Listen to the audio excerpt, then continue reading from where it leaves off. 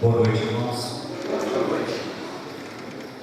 Desculpe essa parafernália eletrônica, porque a gente vai ficando numa idade em que o computador central precisa de auxílio. E eu gostaria de cumprimentar todos com a paz do nosso Senhor Jesus Cristo, a comunhão do Espírito Santo e o amor do nosso Deus Pai. Amém.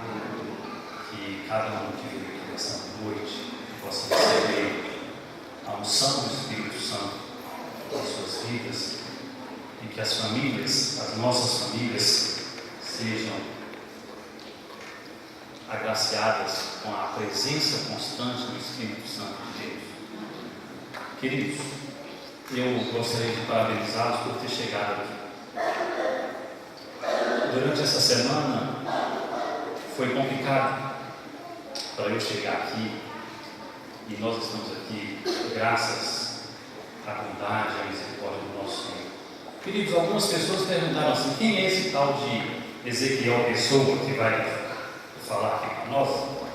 E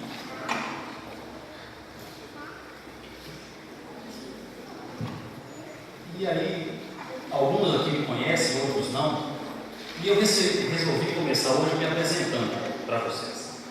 Aqueles que já conhecem, ignorem. Aqueles que não me conhecem, aproveitem para conhecer um pouco. Queridos, primeiramente eu sou um servo do Deus vivo, que criou o mundo em 6 dias e descansou no 7º dia. Eu sirvo aquele que é o Deus Criador de todo o universo e que vai voltar a esse planeta para nos tirar daqui. Segundo, eu sou o mudo que fala hoje.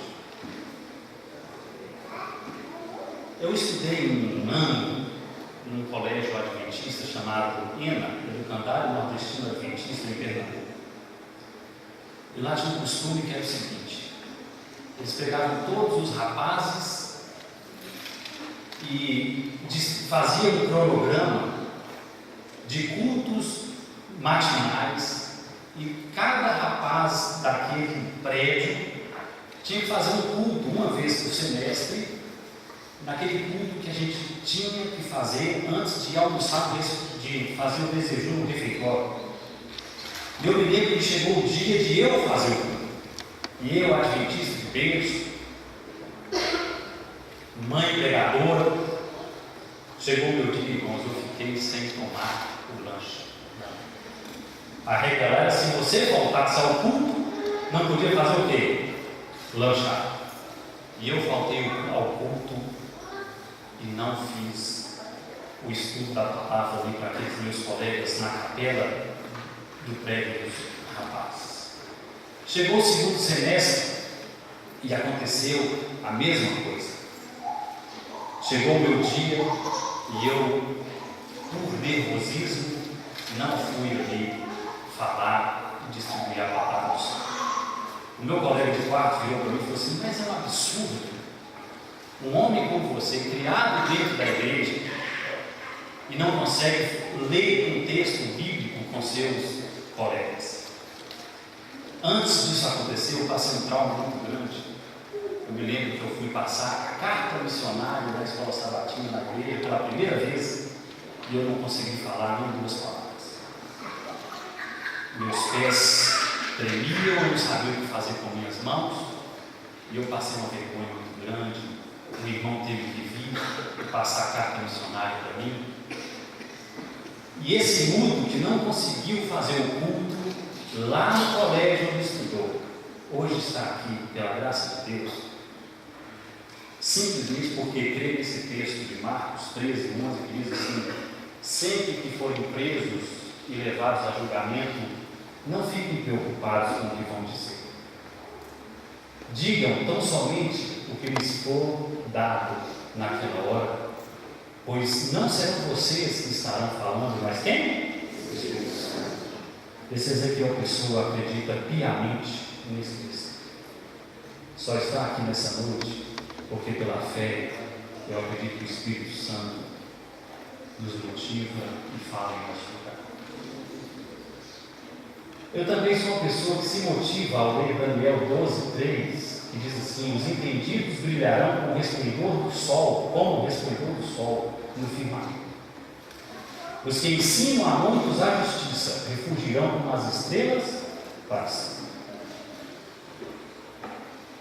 Eu sou uma pessoa que quer ser um desses entendidos e que fui chamado por Deus para refugir como as estrelas sempre e eternamente. Queridos, eu não sei se vocês já viram esse livro. É o livro do Isaac Newton, talvez o maior físico de todos os tempos. No outro dia eu estava conversando com uma fisicista lá na UFMG e eu falei que eu gostava de ler Daniel e Apocalipse. Aí ela falou assim: puxa, mas o mesmo livro que tirou Newton da ativa, Newton no auge da sua produtividade, no auge do seu vigor intelectual, poderia ter produzido tanto mais para a física, resolveu se envolver com Daniel e Apocalipse e nós perdemos o maior gênio que parou de produzir. E eu lhes digo que o que motivou Newton a estudar Daniel e Apocalipse é o mesmo que me motiva. Eu sou um apaixonado por esses dois livros, por profecia. E, além disso, queridos, eu não sou um teólogo, eu sou um leigo, eu não tenho uma escola de interpretação que eu defendo. Apenas sou um estudante da Palavra de Deus e que vim aqui nessa noite humildemente cumprir o mandado que o Senhor me fez, né? Antes de nós continuarmos, já que eu falei de escolas de interpretação, eu vou falar rapidamente para vocês aqui. Nós temos basicamente 4 escolas que estudam e interpretam as profecias bíblicas. A primeira é o historicismo, é uma escola de interpretação que trata das profecias. Eu tive que fazer uma conversão desse computador para aquele e parece que não ficou. Eu vou ler para vocês aqui, tá? Escatológicas dos livros proféticos do Antigo Testamento e do Apocalipse, procurando encontrar a realização terrena ao longo da história da igreja primária. Então, o historicismo, ele busca no passado entender as profecias. O historicismo é a base da maneira adventista de interpretar as profecias. É a maneira mais segura. Lutero mesmo falou: a melhor maneira de você entender uma profecia é estudar o passado e ver como ela se cumpriu. Então, o historicismo é a base, tá? Existe uma outra escola, que é o preterismo, que basicamente entende que a grande maioria das profecias já aconteceu no passado, era para o tempo das pessoas que escreveram essas profecias e, portanto, elas não se aplicam para nós. Existe uma outra escola, que é o idealismo, né, que é uma abordagem espiritual, que diz o seguinte: olha, a profecia é praticamente tudo simbólico, então tudo que está escrito ali pode se aplicar a mim hoje. E a última escola é o que é chamado de futurismo, que entende que as profecias se aplicam ao futuro e, portanto, eu posso conjecturar, eu posso tentar entender o que vai acontecer no futuro. Ok? Então, nós temos aí as 4 escolas de interpretação e, rapidamente, eu gostaria de mostrar a programação para vocês para esses 4 domingos que nós vamos trabalhar com profecia. Hoje, o tema principal é a dominação desoladora. E basicamente o que nós vamos discutir aqui é o cronograma de Deus e suas atividades na terra. Deus tem um cronograma. Deus é um Deus de ordem e decência. Para Deus está tudo planejado. E Ele falou que nada do que Ele planejou vai deixar de ser feito. Então hoje nós vamos estudar um pouquinho sobre quais são as atividades do cronograma de Deus aqui na terra. E se dentro dessas atividades existe um sinal para que nós tomemos uma decisão, uma reação. Ok? No próximo domingo nós vamos conversar sobre a contrafação da verdade. Já que Deus tem um cronograma, o inimigo sabe do cronograma, e o que ele faz? Ele atua dentro do cronograma com o objetivo de enganar. Então Deus tem um cronograma, tem um plano, Deus revelou uma parte desse plano, o inimigo sabe disso e ele quer enganar você, para que você fique inerte, para que você fique domingo à noite em casa, para que você fique sem estudar a palavra de Deus, para que você ignore o que Deus escreveu sobre o futuro. Essa é a ação de Satanás. Satanás quer fazer isso com seus filhos, e eles acham que você é fanático, liga demais para as coisas de Deus. Essa é a ação de Satanás. Só que Deus é onisciente, ele sabe da ação de Satanás, e Deus reagiu e previu dentro do cronograma dele a ação que Satanás teria para que eu e você não fossem do quê? Enganados. Queridos, não há desculpa para sermos enganados. Deus fez o cronograma, revelou uma parte desse cronograma, Satanás atua para enganar você, só que Deus, na sua onisciência, foi lá e revelou as ações de Satanás, para que você não seja enganado. Então isso nós vamos ver na semana que vem. Aí vai pular um domingo, e no terceiro domingo do mês nós vamos estudar sobre a hora do juízo. O cronograma de Deus tem ações no céu e ações na terra. Nesse dia que nós vamos estudar a hora do juízo, nós vamos ver algumas ações do cronograma de Deus que acontecem no céu e como eu devo viver aqui na terra em face dessas ações que acontecem lá no céu. Tá ok? E no último domingo do mês, nós vamos estudar sobre o oitavo reino, que é, dentro do cronograma, existe uma previsão de execução de justiça. Hoje, nós olhamos para o mundo e tendemos a desconfiar que Deus não é justo, não é assim? A gente olha para o mundo e fala assim, não existe justiça, não existe, Deus não é justo. Mas nesse último dia nós vamos ver que Deus é justo, que Deus vai fazer justiça. E nesse domingo nós vamos estudar as maneiras de manter o foco naquilo que realmente é importante. Então fica aqui o convite para que nós participemos desses 4 domingos estudando o cronograma de Deus. Queridos, eu gosto sempre de começar a meditação na palavra de Deus lendo esse texto que está em Lucas capítulo 24 e 28, quem trouxe sua Bíblia, por favor.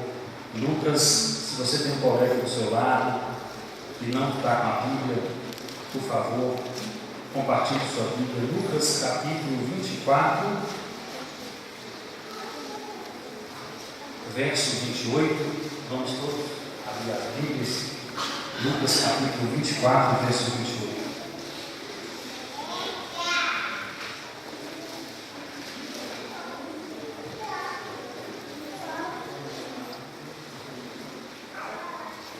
Diz assim: chegaram à aldeia para onde iam, e ele fez como queria para mais longe. E eles o constrangeram, dizendo: fica conosco, porque já é tarde e já declinou o dia. E entrou para ficar com eles. E aconteceu que, estando com eles à mesa, tomando o pão, o abençoou e o partiu, e lhe deu. Abriram-se então os seus olhos, e o conheceram, e ele desapareceu-lhes. E disseram um para o outro: porventura não ardia em nós o nosso coração, quando pelo caminho nos falava e quando nos abria as Escrituras? Queridos, eu sei que você veio aqui nessa noite como eu. Eu estava vindo para casa e imaginei que eu estivesse vivendo na época de Jesus, que Jesus estaria no monte para falar a palavra. E eu pensei no meu coração: se eu tivesse vivido naquela época, mesmo que eu estivesse lá na China, eu sairia para ouvir a palavra de Jesus. Porque o Senhor Jesus, ele tem as palavras de vida. Eu sei que muitos aqui estão angustiados, às vezes desesperançados, outros estão cansados pelo dia a dia, pelas lutas e pelas vitórias. E o único descanso que você pode ter, querido, é ouvindo a palavra do Senhor Jesus. Porque Ele falou assim: vinde a mim, todos que estáis cansados e sobrecarregados, e eu vos aliviarei. Aqueles discípulos estavam conversando com Jesus, e Jesus falou sobre a palavra. E eles disseram: não nos ardia o coração quando Ele nos abria a palavra? O meu coração está aqui pegando fogo, porque eu estou lidando com a palavra de Deus. Ao abrir a palavra de Deus, o Senhor vai abrir os teus olhos, o Senhor vai te alimentar com o pão da vida e vai saciar a sua fome. Fechemos nossos olhos. Senhor Deus, viemos aqui porque queremos o pão da vida, viemos aqui porque queremos ser alimentados pela Tua palavra. Ó Pai, tire de nós a multidão, coloque em nós um coração que queima na Tua presença, Senhor. Ó Deus, já sentimos o Teu Espírito agindo aqui. Nesse momento nos consagramos a Ti.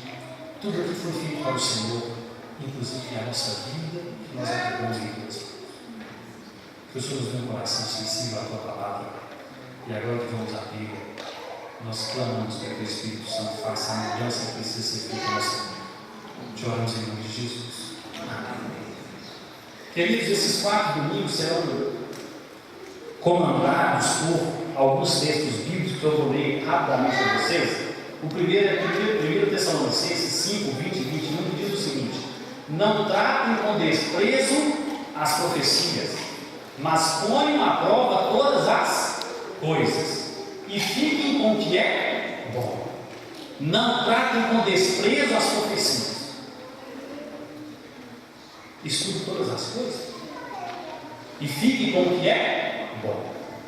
Segundo texto, que é a base do nosso estudo: muitos serão purificados através de grandes tribulações e perseguições. Daniel 12, 10. Contudo, os perversos continuarão na sua perversidade, e nenhum perceberá coisa nenhuma, nenhum dos perversos, só os que desejam mesmo aprender virão a saber o significado de Jesus. Somente os que querem mesmo aprender. Ao vir aqui, você está demonstrando que quer aprender. Ao vir aqui, você está demonstrando que você não vai desprezar as profecias. Além disso, irmãos, Deuteronômio 29 e 29: as coisas encobertas pertencem ao Senhor, o nosso Deus, mas as reveladas pertencem a nós e aos nossos filhos para sempre, para que sigamos todas as palavras desta lei. Queridos, o que é revelado é nosso. O que não foi revelado é de quem? De Deus. Você tem o que é revelado? Você sabe o que é revelado? Você tem que procurar a revelação de Deus? Amós 3, verso 7: certamente o Senhor, o soberano, não fará coisa alguma sem revelar o seu plano aos seus servos, os profetas. Aqui está falando que Deus vai fazer alguma coisa escondida de nós. Aqui está dizendo, irmãos, que não vai fazer coisa o quê? Alguma, sem antes revelar aos seus servos, os profetas. E o último texto, Isaías 48, 6: de agora em diante. Esse é o meu texto. Eu sou pesquisador, eu leio esse texto e já fiz tanta oração para Deus me revelar por que as coisas caíam quando eu era adolescente, sonhava. Um dia eu escrevi um discurso de ganhar, ou quando eu ganhasse o prêmio Nobel de Física. Eu orava a Deus desde pequeno: Senhor, o Senhor falou que vai nos contar coisas ocultas, coisas que nós não desconhecemos. E eu, na minha imaginação, nos meus sonhos, escrevi um discurso um dia que eu fosse lá na Academia de Ciências, lá na Suíça, para receber o prêmio Nobel de Física. Hoje eu não oro por isso. Hoje eu quero ver a revelação das coisas de Deus. Mas jovem, sonha. Não tem problema sonhar. Quem sabe não seja você que vai ganhar o Nobel de Física e fazer o discurso como eu imaginei. Eu vim aqui para dizer para vocês que Deus me revelou tudo. Queridos, nós vamos abrir a Bíblia agora mais uma vez. Nós vamos ler 3 textos dessa noite. Nós vamos abrir a Bíblia mais uma vez. Se você não consegue ler o pequeno, acompanhe. Eu peguei aqui uma versão que eu acho muito bonita, que chama O Livro, e diz o seguinte: Mateus 24, 1 a 28. Agora, efetivamente, nós estamos entrando no assunto de hoje à noite. Até agora foi só uma preparação do nosso coração. Mateus 24, de 1 a 28 diz assim: Quando Jesus ia a sair do recinto do templo, vieram os discípulos que queriam chamar-lhe a atenção para toda aquela construção. Disse-lhes: todo este edifício será deitado abaixo e não ficará pedra sobre pedra. Os discípulos mostraram para Jesus aquelas pedras enormes e falaram: olha, Jesus, que coisa magnífica. E Jesus falou: não vai ficar nem pedra sobre pedra. E quando é que vai acontecer semelhante coisa? Perguntou os discípulos, né? Quiseram saber os discípulos mais tarde, estando eles sentados na encosta do Monte das Oliveiras. Que acontecimentos anunciarão o teu regresso e o fim do mundo? Jesus falou que não ia sobrar pedra sobre pedra. Os discípulos o chamaram em particular e falaram: Senhor, fala para nós duas coisas. A primeira é quando que vai ser derrubada a cidade. E a segunda é quando vai acontecer o quê? O seu regresso e o fim do mundo. Aqueles discípulos, irmãos, fizeram uma pergunta para eles e uma pergunta para mim e para você. Nós não estávamos em condição de ir lá assistir o sermão do Senhor Jesus. Mas os discípulos, guiados pelo Espírito Santo, fizeram uma pergunta que eu e você poderíamos ter feito. Qual foi a pergunta? Quando é? Quais são os acontecimentos que anunciarão o teu regresso e o fim do mundo? Ao que Jesus respondeu: não deixe que vos engane. Porque muitos virão dizendo que são Messias, levarão bastante gente atrás de si. Quando ouvirem falar de guerras que começam, isso não será ainda o sinal do meu regresso. As guerras virão, mas ainda não é o fim. As nações dos povos da terra levantar-se-ão uns contra os outros, e haverá fomes, terremotos, em muitos lugares, em muitos sítios. Mas tudo isso será apenas o começo de horrores que hão de vir. Então vocês serão torturados, mortos e odiados por todo mundo, e por serem meus. E muitos voltarão para o pecado, e trair-se-ão e odiar-se-ão uns aos outros. E aparecerão falsos profetas que arrastarão muitos para o erro. O pecado andará solto por toda a parte, e o amor de muitos arrefecerá. Mas quem resistir até o fim será salvo. As boas novas do reino serão pregadas no mundo inteiro para todas as nações, para que todas as nações as ouçam, e então virá o fim. Portanto, quando virem a abominação desoladora, de que o profeta Daniel falou, está lá no meu lugar santo, quem lê isso, que preste muita atenção. Então, aqueles que estiverem na Judéia, que fujam para as montanhas.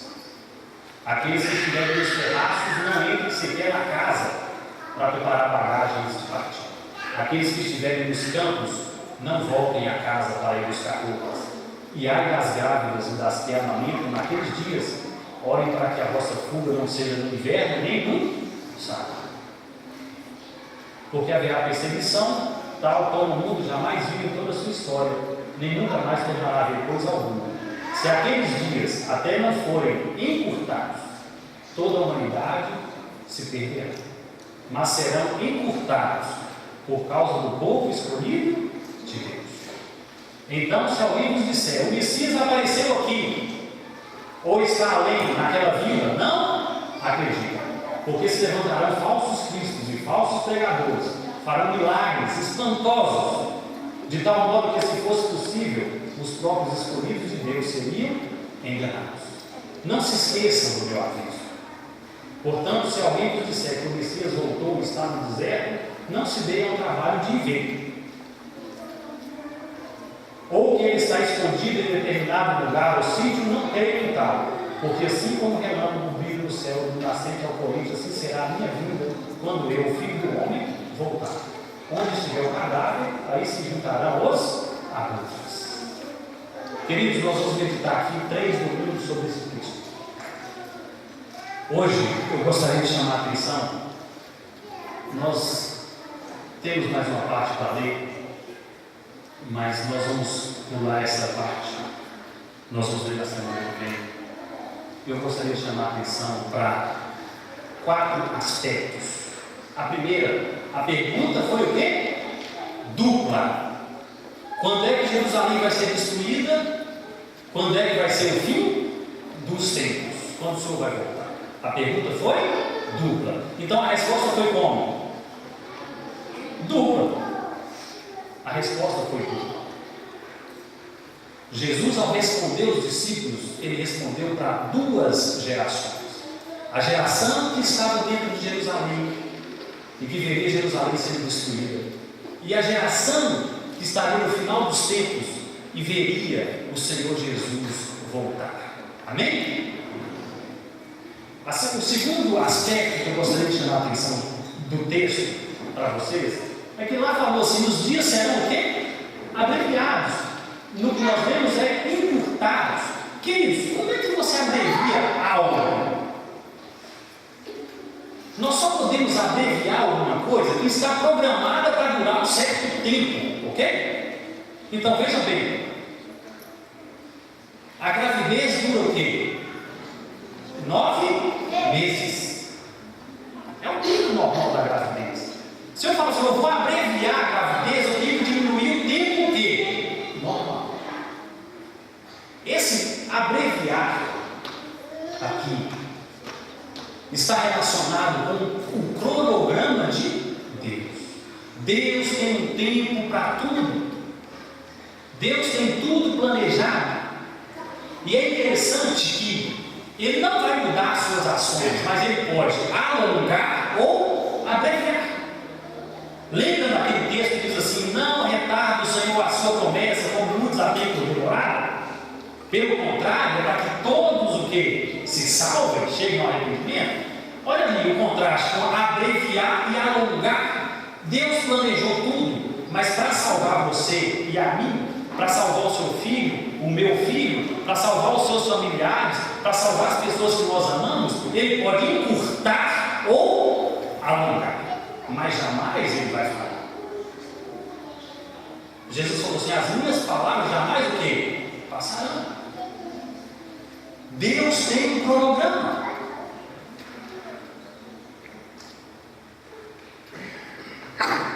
Eu vou citar mais 3 textos rápidos para você se convencer que Deus tem um cronograma. Olha lá. Jesus com João Batista no batismo, em Mateus 13:15, respondeu Jesus. Jesus falou: João, eu vim para você me batizar. João virou para ele e falou assim: Senhor, você que tinha que me batizar. E começou a discussão: quem que batiza quem? Jesus falou assim: João, nós temos o quê? Que cumprir o quê? O cronograma. Olha lá como é que Jesus respondeu: deixa assim por enquanto, convém que assim façamos para cumprir todo o quê? Toda a justiça. Olha Jesus falando de um cronograma para João. João, vamos parar de discussão sobre quem vai batizar quem? Você sabe que tem um cronograma? E no cronograma está escrito que você me batiza. Gálatas 4:4, vindo porém a plenitude do tempo, Deus enviou o seu Filho, nascido de mulher, nascido sob a lei. Queridos, o que é plenitude do tempo? O dia de cumprir o cronograma de Deus. No dia certo, na hora certa, com as pessoas certas, no lugar certo, Deus enviou o seu Filho. Nós não vamos fazer isso hoje, mas é matemático, é exato. Se você olhar, estudar a profecia das 70 semanas, que está no livro de Daniel, está lá marcado com 300, 400 anos de antecedência, quando o Senhor Jesus, quando seria o quê? A plenitude do tempo, está lá, irmãos. Eu sou apaixonado por ciências exatas, por isso que eu gosto desse livro. Deus é matemático, é perfeito, é organizado. Marcos capítulo 1, verso 15, Jesus começou a pregar como? O tempo está o quê? Cumprido. O tempo está cumprido, chegou o momento. Eu vim para servir a Deus, Ele falou, eu vim para fazer a vontade, a minha comida e a minha bebida é fazer a vontade daquele que me enviou. Jesus chegou aqui, Ele Ele estudou, ele sabia de qual o cronograma, ele sabia de qual o plano de Deus. Ele falou assim: olha, chegou o momento, eu vou cumprir. Algumas pessoas chegaram e falaram assim: Senhor, o que está acontecendo? Então ele falou assim: olha, eu não vim para abolir a lei ou os profetas, eu vim cumprir. Quando falar de cumprir, pense em cronograma, em planejamento. A boa notícia para você, o que fez Isaac Newton estudar esse negócio aqui, largar a física lá, o que fez você vir nessa noite, irmão, é porque uma boa parte desse cronograma de Deus foi revelado.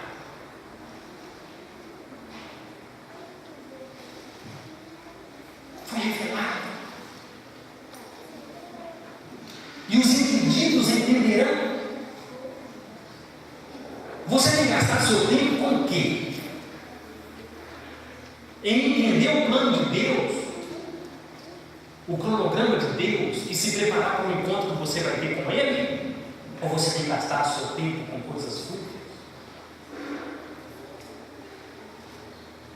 O cronograma de Deus foi revelado. E eu gostaria de dizer que, estudando o cronograma de Deus, você que veio aqui hoje pela primeira vez, esse local aqui, queridos, adora Deus, que quer pessoas que cumpram o plano de Deus na sua vida. Tem lugares por aí que dizem que Deus existe para cumprir o plano deles nessa vida. Atenção, aqui nós adoramos a um Deus que quer pessoas que cumpram o plano dele nessa vida, e não o contrário. Eu estou aqui para cumprir o plano de Deus para mim, e não para vir aqui pedir Deus para cumprir o meu plano aqui. Essa foi a postura de Jesus, e essa é a postura que vai fazer com que você identifique um falso profeta de um verdadeiro profeta. O verdadeiro profeta é aquele que tem prazer em cumprir o cronograma de Deus, o plano de Deus na vida dele, e não o contrário. E não o contrário. Queridos, como é que Jesus sabia que era o tempo certo? Como é que Jesus sabia que era a plenitude do tempo? Como é que ele sabia que ele tinha que ser batizado por João Batista? Ele estudou o livro de Daniel. Irmãos, ele citou no texto que nós lemos, quando vires a abominação desoladora da qual falou o profeta Daniel, ele citou o livro. Depois vocês veem em calma, ele cita a grande tribulação, igual acontece no último capítulo de Daniel. A grande tribulação, em Mateus 24, 21, é o mesmo termo usado em 12:1 de Daniel. A grande tribulação, Jesus sabia. E eu vou fazer um pequeno resumo do livro de Daniel. Se tem alguém aqui que está nos visitando e quer aprender mais sobre o livro de Daniel, com mais calma, nós temos pessoas aqui que estão à porta e você pode pedir um estudo sobre o livro de Daniel. Aqui eu vou fazer um pequeno resumo, porque o nosso tempo passa muito rápido, para nós voltarmos no nosso assunto de hoje. Queridos, o livro de Daniel tem 4 visões. A primeira visão, ele viu uma estátua com a cabeça de ouro, os peitos de prata, o ventre de bronze, as pernas de ferro, os pés de ferro e barro. E quando ele estava olhando aquela estátua, veio uma pedra e quebrou a estátua. Olha lá, Daniel capítulo 2 é a primeira visão, a visão da estátua. Onde é que Jesus se localizou na estátua? Se você estudar a Bíblia calmamente, você vai ver que Jesus viveu no tempo das pernas de ferro, que representava o reino de Roma.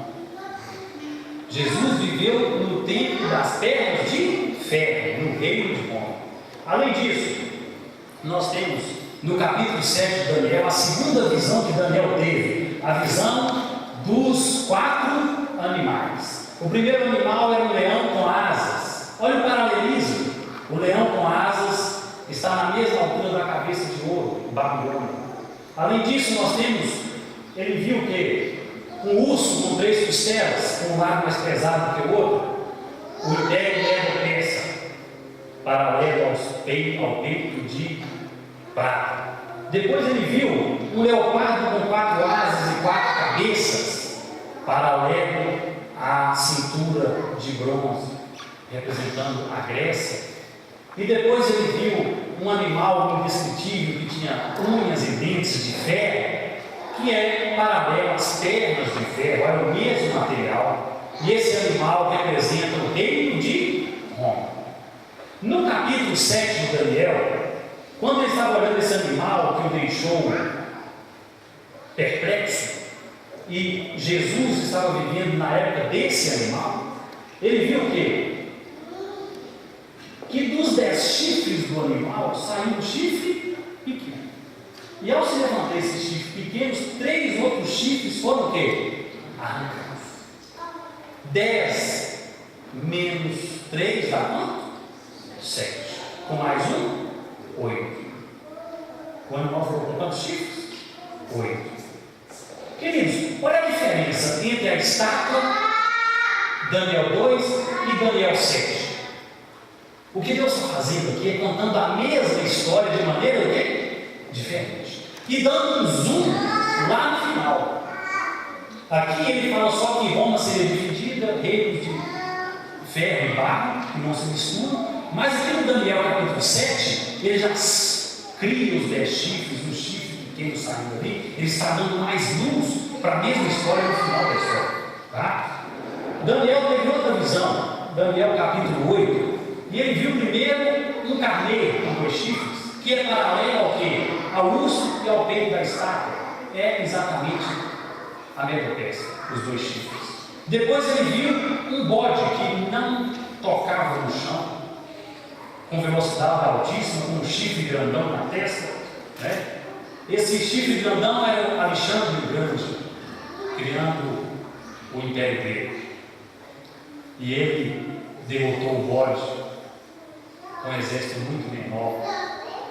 E aí nós temos aqui a Grécia. Depois o que aconteceu? Esse chifre foi cortado e sobraram quantos? Nasceram quantos? 4. Que é a divisão do Império de Alexandre em 4 generais. Ok? Ali tem o nome deles, ó, Cassandro, Zino, Ptolomeu e Seleuco. Depois o que aconteceu, hein? Saiu um chifre, não de um dos chifres, mas de um dos ventos, ou seja, de um dos pontos cardeais. E esse chifre cresceu muito até chegar no céu. Esse chifre que cresceu, irmãos, ele representa 2 poderes.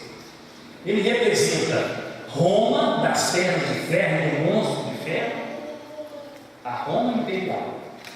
E também representa o chifre pequeno que surgiu das cinzas do Império Romano, que é a Igreja Romana.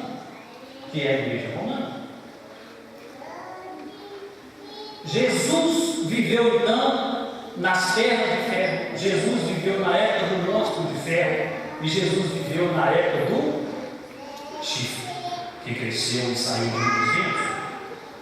E aí chega na última visão, a visão que ele teve junto ao rio Tigre. Nessa visão do rio Tigre, irmãos, ele viu um homem vestido de linho, e ali ele relata um diálogo.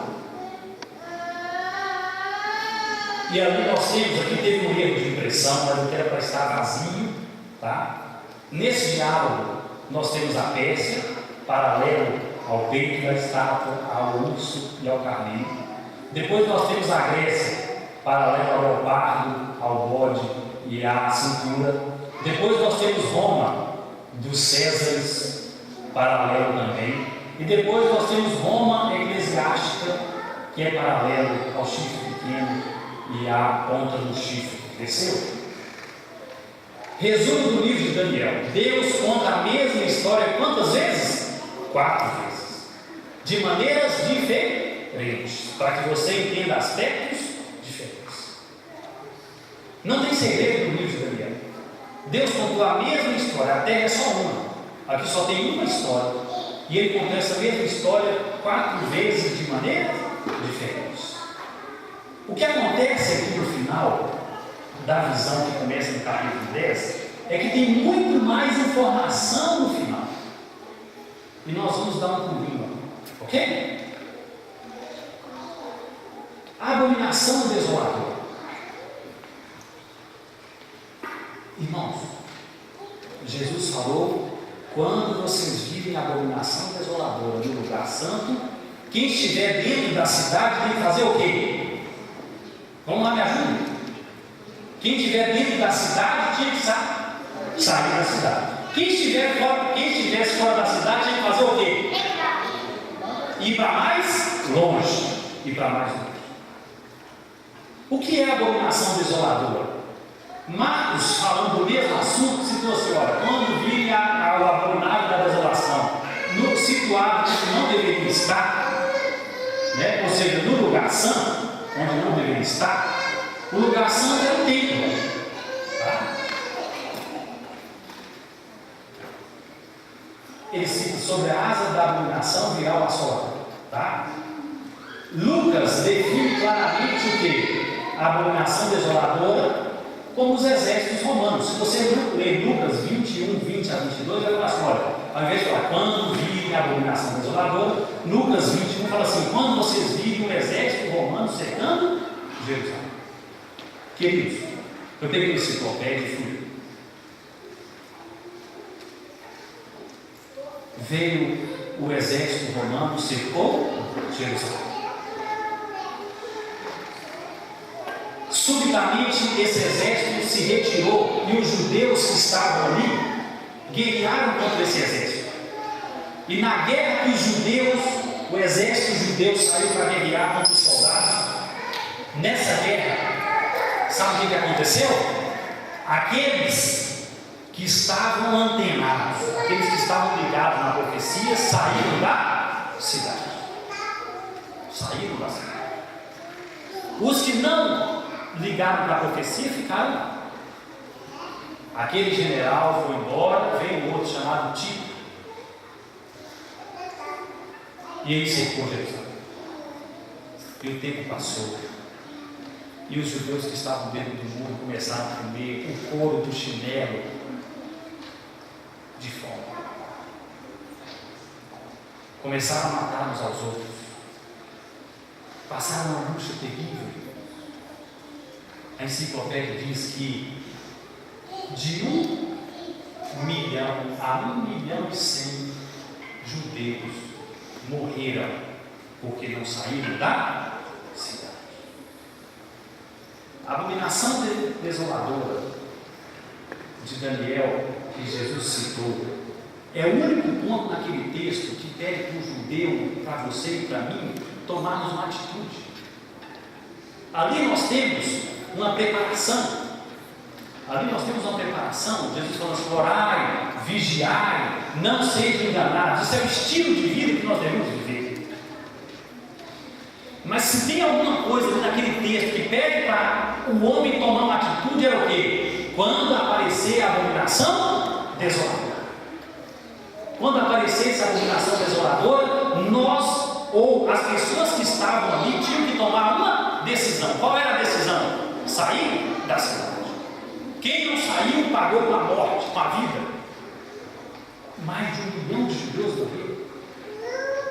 Foram levados para o circo para ser comido por leão. O único ponto que pede uma ação era a abominação desoladora. Queridos, fazendo uma recapitulada rápida sobre a abominação desoladora, Daniel 8:13, Daniel 9:27, Daniel 11:31, Daniel 12:1 citam a abominação desoladora. De maneira direta, esses últimos textos é o termo abominação desoladora. Nos 2 primeiros textos é parecido, mas os teólogos dizem que é a mesma coisa. Tá. Se nós voltarmos ali para o nosso resumo do livro de Daniel, Daniel 8:13, abominação desoladora está relacionada ao ataque do chifre pequeno, né, ao santuário. Está vendo que o chifre está chegando no céu? Ali. O chifre pequeno atacaria a obra de Deus do santuário celestial, que nós vamos ver no terceiro domingo. Nós vamos ver aqui que Deus tem um plano de salvação, é o nosso intercessor no céu. E na Idade Média, a igreja romana criou um monte de intercessores e de maneira direta anuviou do trabalho de Jesus no santuário celestial. Então, a primeira citação da abominação desoladora é o trabalho do chifre pequeno, a igreja na Idade Média. A segunda citação, Daniel 9:27, que é a máxima abominação, está dentro da profecia das 70 semanas e se cumpriu quando o exército romano cercou e destruiu Jerusalém.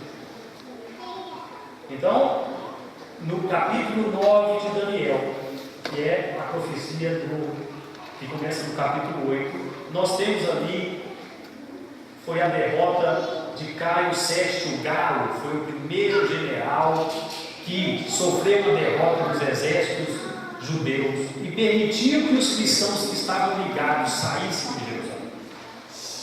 Daniel 11:31 é a terceira citação. Nós estamos onde? Na última visão de Daniel. Daniel 11:31. Lá fala da abominação desoladora. E ela está ligada de novo ao trabalho desenvolvido pela igreja na Idade Média. E a última citação está em Daniel capítulo 12, verso 11. Vamos ler? Daniel capítulo 12, verso 11. É o último texto dessa noite.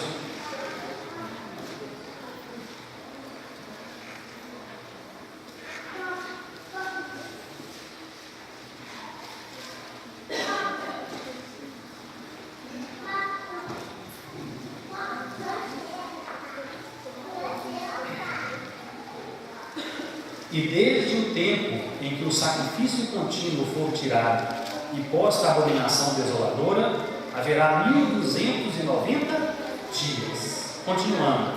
Bem-aventurado que espera e chega até 1335 dias. Tu, porém, vai até o fim, porque descansarás e te levantarás na tua herança no fim dos dias. Queridos, eu vou pular esse texto. Nós já lemos esse finalzinho. Existem, e eu estou consultando aqui o comentário bíblico adventista. Eu amo o comentário bíblico adventista. É ultimamente meu livro de cabeceira. E quando eu pego o comentário bíblico adventista para ler esse texto, ele diz assim: existem duas maneiras de interpretar a última abominação desoladora. Olha, ela aparece duas vezes dentro da mesma profecia. Ela aparece lá ligada à Roma eclesiástica, ao trabalho que foi feito na Idade Média de perseguição. E ela aparece no final do capítulo.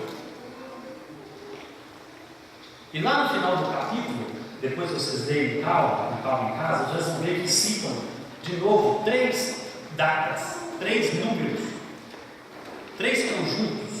O primeiro é 1260 dias, o segundo 1290 e o terceiro 1335. O que o comentário bíblico adventista explica? Existe uma visão historicista de interpretação da última parte do Daniel. Qual é essa visão? Que esse período de 1260 é o mesmo período da dominação da Igreja Romana na Idade Média. E que esses últimos versículos de Daniel são um epílogo do capítulo. E é um resumo do capítulo. Então, você tem 1260, 1290 e 1335 dias. Usa-se o princípio do dia-ano e aí volta tudo para a Idade Média. Como ficaria isso? Olha lá. Segundo o comentário bíblico, aqueles que mantêm o ponto de vista de que o diário representa o paganismo subtraem 1290 de 1798 e chegam à data de 508. Eles veem nos eventos ao redor dessa data a conversão de Clovis, o rei dos francos, para a fé católica e a vitória sobre os godos, um importante passo no estabelecimento da supremacia da Igreja Católica no Ocidente. A visão historicista diz o seguinte: não existem dúvidas dentro das duas visões de que 1798 é o quê? O começo do tempo do fim. Por quê? Em 1798 aconteceu, no auge da Revolução Francesa, um general francês chamado Batier apreendeu o Papa e tirou-lhe os poderes. Então os estudiosos da Bíblia entendem que 1798 começou o tempo do fim. Então a visão historicista pega 1260, 1290 e 1335 e partem a partir desse ponto, 1798. Se você subtrair 1290 de 1798, vai chegar em 508. O que aconteceu em 508? Exatamente em 508 não temos nenhuma data, nenhum evento importante. Próximo de 508 está a conversão de quem? De Clovis. Se você pegar 1260 e subtrair de 1798, aí sim você vai chegar numa data importante, que é o começo da supremacia papal. É quando o Papa se uniu ao Estado, a Igreja Católica, e aí começou um período profético importante. Tá? E o que seriam os 1335 dias dentro da visão historicista? Ora, se você pegar os 508 com 1335, você vai chegar próximo de 1844, que é quando nós temos o surgimento do movimento adventista do sétimo dia. Queridos, a visão historicista coloca esse cumprimento no passado. Qual é o problema? O problema está em pegar uma data e subtrair para chegar em algum ponto. Isso não combina muito com o desenrolar das profecias de Deus. Mas é uma visão historicista. Lembra do princípio que nós começamos aqui? Examinar tudo, reter o que é bom. Vamos ver a visão futurista para nós terminarmos. A visão futurista diz o seguinte: aquilo não é um epílogo. Aquilo é o quê? São detalhes do tempo e do fim. E aí, o pessoal que tem uma visão futurista diz o seguinte: olha, essa abominação desoladora que aparece de novo ali está ligada ao decreto dominical. Ezequiel, tem decreto dominical no livro de Daniel? Não. O que é isso então? Está no livro de Apocalipse. Nos próximos domingos nós vamos estudar isso aqui. Mas, querido, vai chegar um dia em que vai ser promulgada uma lei que vai obrigar as pessoas a guardarem um dia que não é o dia do Senhor. Vai chegar um dia em que as pessoas serão obrigadas a guardarem um dia que não é o sábado bíblico, o sábado da Bíblia. E os que interpretam com a visão futurista dizem que esse decreto é a abominação desoladora ali no final. E aí o que eles fazem? Está no comentário bíblico adventista, tá?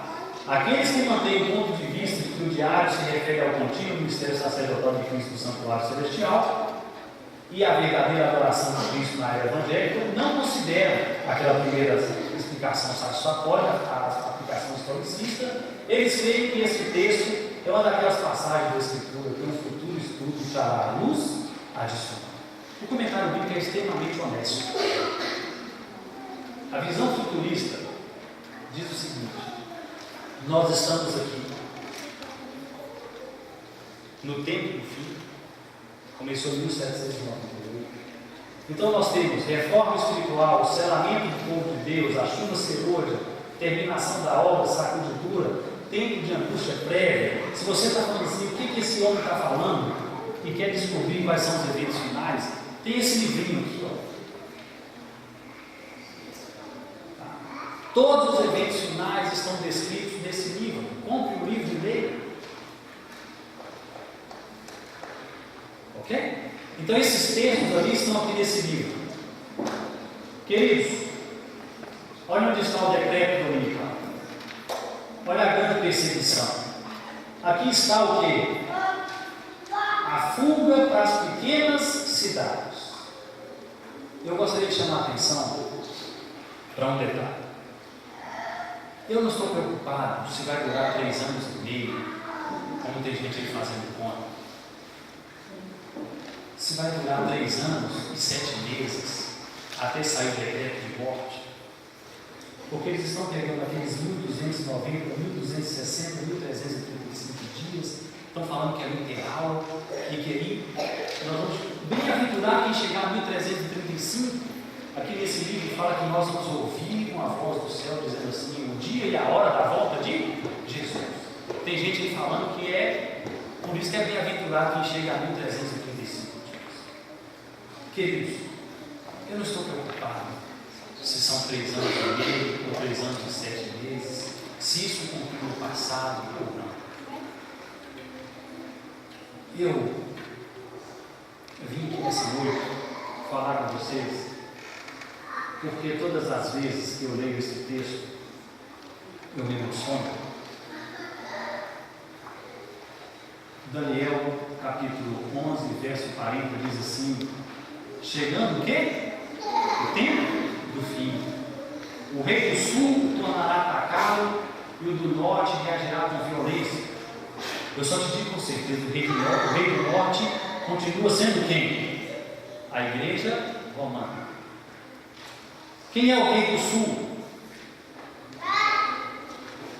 Tem gente por aí dizendo que é algum país muçulmano, islamismo, não sei. O rei do sul tornará a atacá-lo e do norte reagirá com violência e a fúria de um furacão. O seu vasto exército e sua grande armada de navios de guerra sairão para invadir com seu poder. Dessa forma conseguirá invadir vários países, incluindo Israel, a terra gloriosa, e derrubará o governo de muitas outras nações. Moabe, Edom e quase todo o Amã escaparão, mas o Egito e muitas outras nações serão ocupadas. Tomará posse de todos os tesouros do Egito, e os líbios e os etíopes se tornar-se-ão seus servos. Isso é o quê? É uma guerra. Quando o rei do norte estiver dominado, nessa altura do domínio do rei do norte, notícias vindo tanto do norte como do oriente alarmará o homem, e voltará em grande ira para destruir e aniquilar muitos. Deter-se-á em Jerusalém e o mar, entre Jerusalém e o mar, plantando ali as tendas reais. Enquanto permanece nesse sítio, o seu tempo chegará e não haverá quem o apoie. E aqui nós temos um cenário de uma guerra global. Mas agora vem o texto que ele me fez vir aqui nessa noite.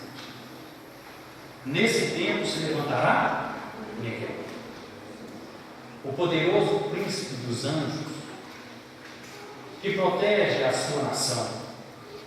Haverá um tempo de angústia que ecoa para os judeus, mas é para todo mundo, maior que qualquer outro período de angústia na história desse mundo. Mas todos aqueles cujos nomes estão escritos no livro serão o quê? Livres. Queridos, Miguel vai se levantar. A grande mensagem de hoje é que Daniel capítulo 2 conta a história da terra e a história termina com Jesus, a terra, assumindo a história desse ano. Daniel capítulo 7 termina com a cena do juízo, aquele que é semelhante ao Filho do Homem voando para o trono do Senhor.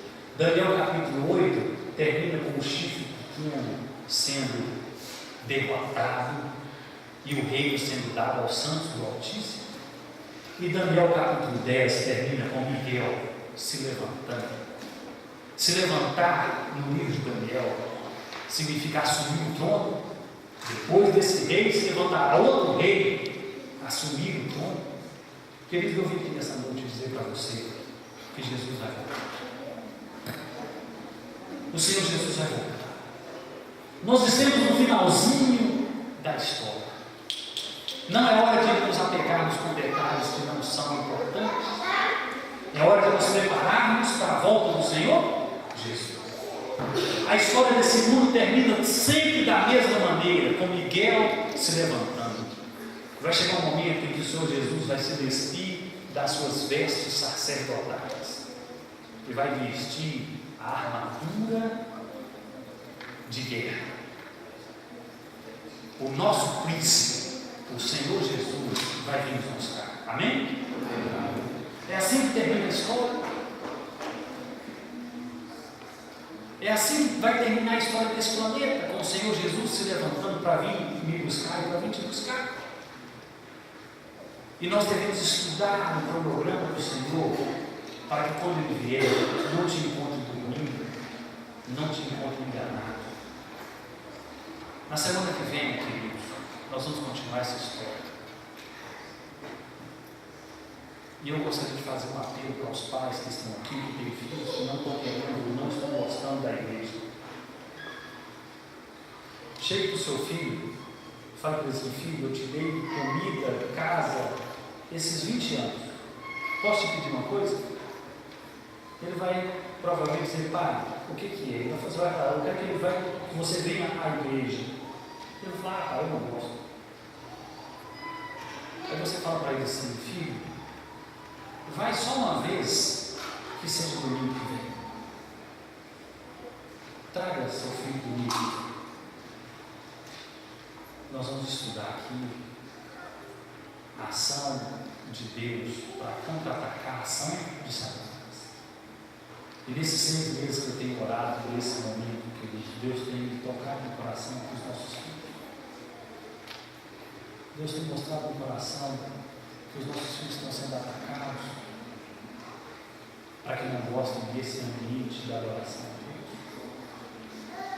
E aí eles vão ficar sem saber no momento da volta de Jesus e não vão se preparar. Faça um esforço para trazer seu filho domingo que vem.